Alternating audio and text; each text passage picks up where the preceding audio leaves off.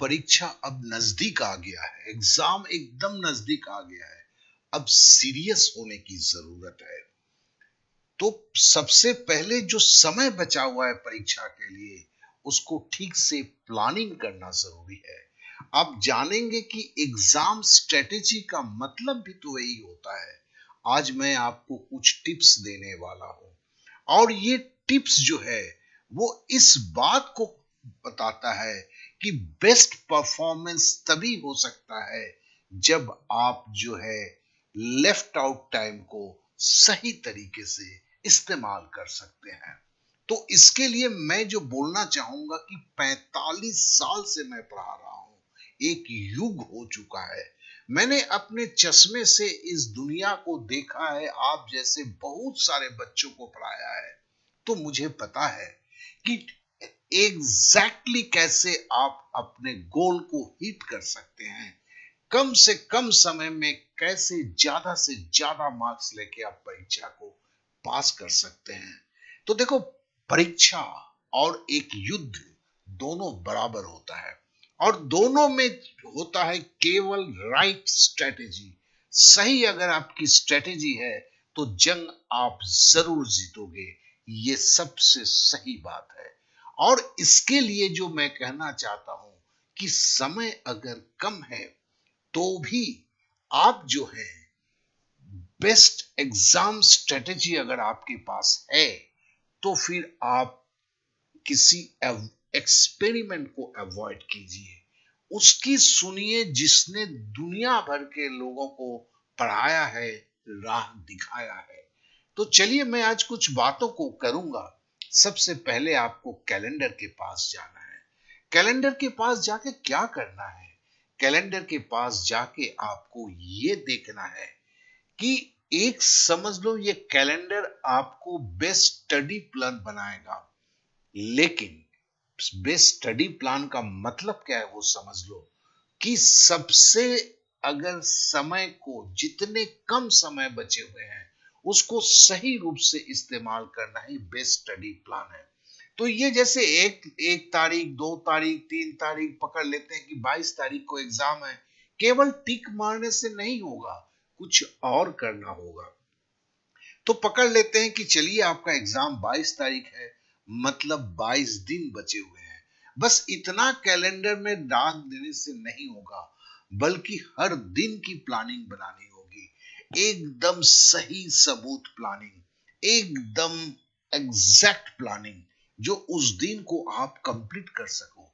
फिर जैसे यहां देख रहे हो ना, हर दिन के तुम्हारे इसमें कंप्लीट करते हुए इसे लिखना है, इसे काटना है कि आपने कौन सा सही किया है, कौन सा गलत किया है। ये काफी जरूरी है। ठीक है, जैसे हम यहाँ काट रहे हैं तो इसकी काफी जरूरत है, ये समझ लो।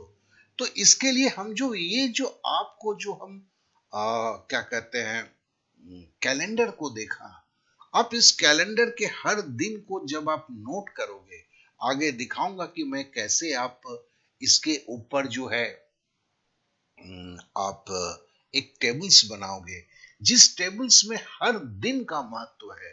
क्योंकि हमने जो आपको बताया है कि ये टेबल्स में जब आप बना डालते हो तो हर दिन की पढ़ाई में इसी चीज को काटना होगा, इसी चीज को दिखाना होगा कि हर दिन को आपको सक्सेसफुल करना है। तो चलिए फिर हम इस कैलेंडर को कैसे बनाएंगे। सबसे पहला है कि हम कौन सी चैप्टर्स को पढ़ेंगे, कौन सी टॉपिक्स को हम पढ़ेंगे, क्योंकि ये काफी जरूरी है। और उसके लिए जरूरी क्या है, पिछले साल के सवालों को, प्रीवियस ईयर क्वेश्चन को कलेक्ट करना। कम से कम 5 साल के सवाल होना चाहिए, क्योंकि ये 5 साल के सवाल जो है, आप कौन सी चैप्टर पढ़ोगे, कौन सी टॉपिक्स पढ़ोगे, ये आपको प्रॉपरली गाइड करेगा। कभी जब वक्त कम रहे तो सब कुछ पढ़ लूंगा इस चक्कर में मत रहो, क्योंकि ये कभी भी सक्सेसफुल नहीं होता है। तो इस चीज को पहले आप समझ लिए। अब है कि अब क्या करेंगे। आपने जब 5 साल के इन सवालों को देखा तो आपके सब्जेक्ट, चैप्टर, टॉपिक्स आ गए, और आपके पास कितने दिन और हर दिन में कितना घंटा होगा, ये भी आपके पास आ गया है।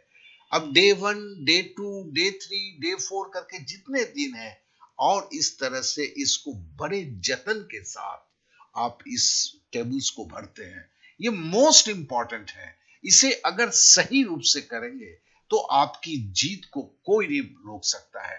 तो यहां पर ज्यादा से ज्यादा वक्त जरूर बिताएंगे एक प्रॉपर टेबल को बनाने के लिए, आपके प्रॉपर प्लानिंग को बनाने के लिए।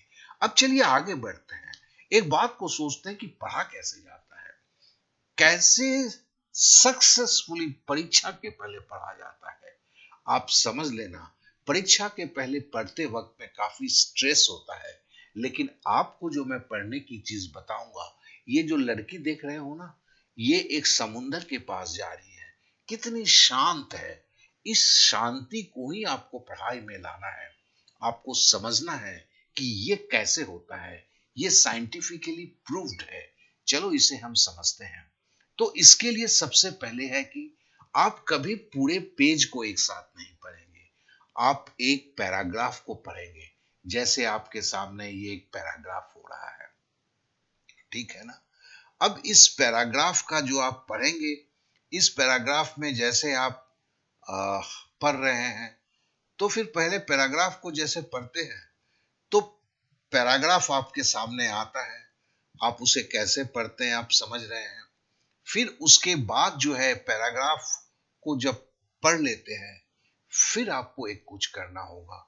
और वो क्या करना है, आपको आंख बंद करना होगा। आपको सोचना होगा कि आपने क्या पढ़ा था।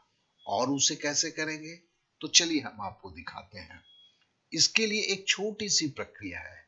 इस लड़के को देखिए, इसी की तरह ही आपको जब ये पैराग्राफ पढ़ लेते हैं, आस्ते से किताब से आंख को उठाते हैं और दिमाग में सोचने लगते हैं कि आपने क्या पढ़ा था।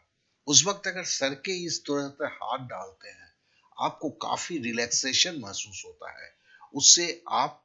लेकिन ये करते वक्त में आंख बंद करते हुए आपने उस पैराग्राफ में क्या पढ़ा है, इसको देखना, इसको याद करना जरूरी है। अगर नहीं होता है तो दोबारा फिर से पैराग्राफ पढ़िए। तो कहने का मतलब क्या है, कहने का मतलब इतना ही है कि पहले एक पैराग्राफ पढ़िए, फिर आंख बंद करके उस लड़के की तरह सोचिए कि पैराग्राफ में आपने क्या पढ़ा। फिर आगे नेक्स्ट पैराग्राफ पढ़िए, फिर आंख बंद करके सोचिए आपने क्या पढ़ा था। फिर नेक्स्ट पैराग्राफ पढ़िए, फिर आंख बंद करके सोचिए कि आपने क्या पढ़ा था। और इस तरह से 15 मिनट तक पढ़े। आप मोबाइल में टाइम में एक क्या कहते हैं रिकॉर्ड कर ले। उसके बाद का टाइम होता है 15 मिनट। जैसे ही हो जाता है, आप मोबाइल के टाइमर को चालू रखेंगे तो उसको नैप टाइम बोलते हैं। ये नैप टाइम होता क्या है, नैप का मतलब होता है झपकी लेना।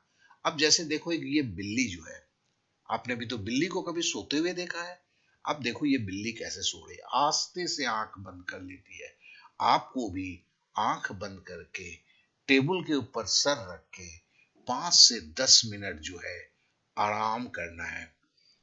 आप सो नहीं जाएंगे, आंख बंद करके गहरी सांस लेंगे और इस चीज को महसूस करेंगे जैसे उस लड़की का वो समुंदर में जा रही है। तो हर 15 मिनट में ये जो पढ़ाई है, ये बहुत ही शांति की पढ़ाई है। क्योंकि आपका दिमाग अगर शांत रहेगा, आपने जो कुछ पढ़ा है उसके सारे पॉइंट्स आपको बहुत देर तक याद रख पाएंगे। ये अत्यंत जरूरी है। तो इस बात को ना भूलें, ये सबसे